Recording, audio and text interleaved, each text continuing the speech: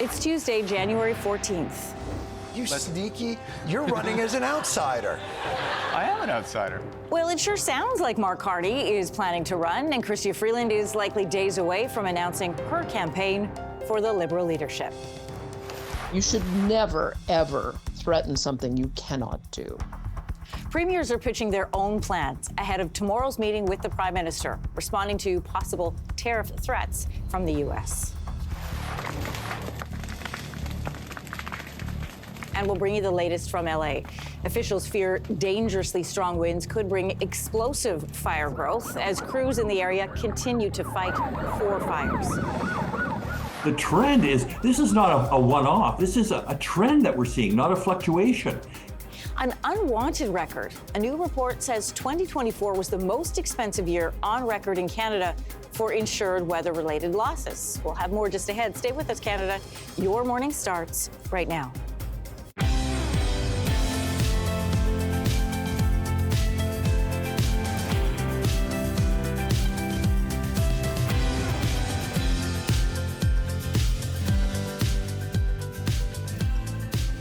Good morning, Canada. Welcome to Your Morning. I'm Anne-Marie Mediwake. Good morning. I'm Lindsey Deluce. And I'm Kelsey McEwen. Happy to be back. Great to have you back. Thanks. Oh, man. I've worked one morning in 3 weeks, and so I'm shocked to the system to be back this morning. But I'm happy to be here, and I'm so excited to share more from our trip for Your Morning on Virgin Voyages throughout the week and this morning. And you're going to show us a little teaser in about 10 minutes from now, so looking forward to that. Speaking of teasers, let's talk about the Liberal leadership race. The two top contenders for the Liberal leadership look like they're about to join the race. Let's say the candidate did have a lot of economic experience. Let's say the candidate did deal with crises.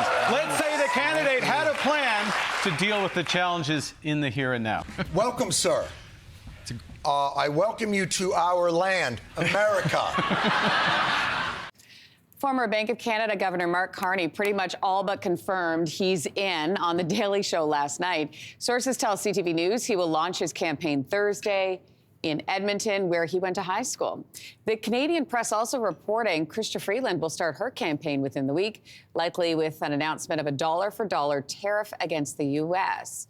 And we have another candidate confirming his run. You have to have that first person willing to put their hand up and try, even if the odds are stacked against them. You know, it's important to take those first steps. Mi'kmaq MP Jaime Batiste from Cape Breton could make history by becoming the first Indigenous candidate to run for Prime Minister. And we should know later today if Innovation Minister François-Philippe Champagne is in or out of this race. Leaders in our country are weighing their response if U.S. President-elect Donald Trump follows through on the tariff threat.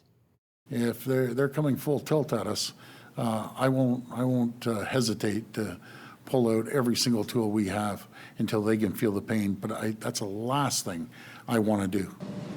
Ontario Premier Doug Ford is not ruling out, as you heard, retaliation, but he's still pitching his plan for a critical mineral energy partnership. Alberta Premier Danielle Smith, who was in Mar-a-Lago over the weekend, as we know, is against the idea of cutting off energy exports to the U.S. Now, it's an idea, though, backed by NDP leader Jagmeet Singh. You know, I say, wants a better deal or whatever, fine, but it doesn't sound to me like the pronouncements of somebody who's a friend, a partner, and an ally. Former Prime Minister Stephen Harper is suggesting if the U.S. wants to play hardball, Canada can look to sell its oil and gas to other countries. Premiers will meet with Prime Minister Trudeau in person on Wednesday, tomorrow, to talk strategy. Meanwhile, the federal government has paused its electric vehicle rebate program. And I'm getting phone calls from dealers and manufacturers. Everybody's stunned to see how sudden this has been. And I'm not impressed. To tell you the truth, I'm not impressed with the way this has been handled. So this program, it was supposed to last until March 31st, but Transport Canada says a, quote, surge in interest has led to available funds running out sooner than anticipated. They're calling this a huge success, adding it offered rebates for more than 546,000 cars since 2019. The program has offered drivers a rebate of up to $5,000 for new light-duty electric cars. Subsidies for medium and heavy-duty cars will still be offered. There are now 234 self-reported cases of gastroenteritis at the University of Guelph. Yeah. So we know the first case was reported January 6th. 2 days later, 60 students were sick. By Friday, 150 cases were reported. Vomiting and diarrhea are the most common symptoms, and it can last anywhere between 12 to 24 hours. Public health believes the outbreak is linked to norovirus. They're working with the school to help stop the spread. The Insurance Bureau of Canada says insured losses caused by severe weather were more than $8.5 billion last year, which is a record high. Severe weather is impacting insurance, and it's clearly impacting homeowners. We're certainly hearing from them directly. The largest chunk of that $8.5 billion comes from just 4 events within a few weeks of each other last summer. Those events were the flooding in the Toronto area in July, the remnants of Hurricane Debbie in Quebec, the wildfires in Jasper, and a severe hailstorm, remember that, in Calgary last August? The Bureau says these events are the new normal. Governments need to work with the insurance industry to prepare for the future. Now to the devastating wildfires in LA. The city is preparing for explosive fire growth, we're told, because of the strong winds. As this wind event that we just heard about continues, we urge the public to stay diligent, to stay ready, as the danger has absolutely not passed. Strong Santa Ana winds are expected to peak today through the middle of Wednesday. Gusts could be up to 120 kilometers per hour. Crews are battling 2 large fires right now and 2 smaller ones. So the largest, we've been talking about it, the Palisades fire, has now burned more than 9,300 hectares. That's about 74% of the size of San Francisco. And right now, it's only 14% contained. At least 24 people have died. 23 people are missing. More than 90,000 people are currently under evacuation orders. Meanwhile, dozens of Canadian firefighters are heading to California to help with the fight. Quebec is also sending 2 more firefighting aircraft.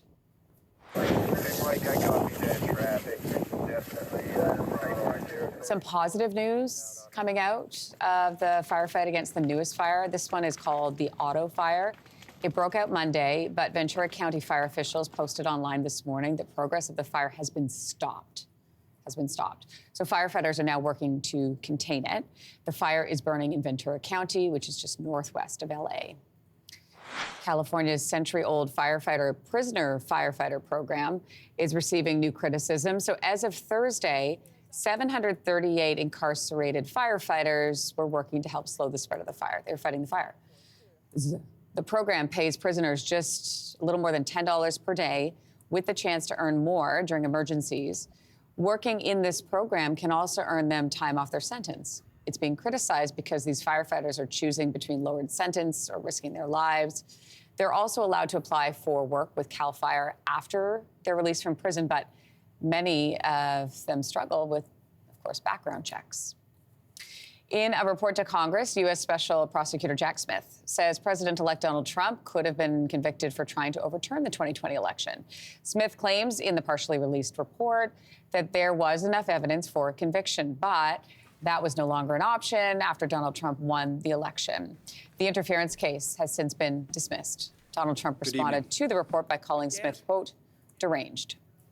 Dozens of runners braved extreme cold for this marathon like no other.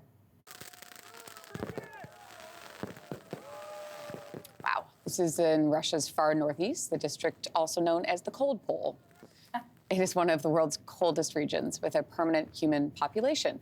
Temperatures during the race were around minus 50 degrees Celsius.